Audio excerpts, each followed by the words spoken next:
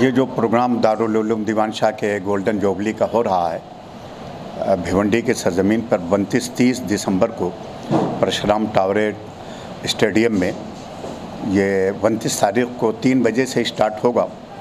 और इसका मुख्तलिफ सेशन होगा। आज सबसे ज़्यादा जो ज़रूरत है वो पीस की, अमन शांति की, और अमन और शांति का पैगाम सूफिया ने दिया, सूफीवाद में, सूफीज़्म में है। इसी को हम प्रॉपर वे में इस कॉन्फ्रेंस में हम लोगों को,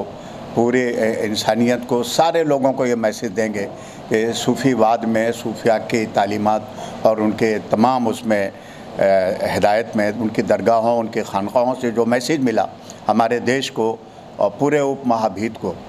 तो वो ज़रूरत है इस बात की कि हम उसको फिर नए सिरे से उसको लोगों में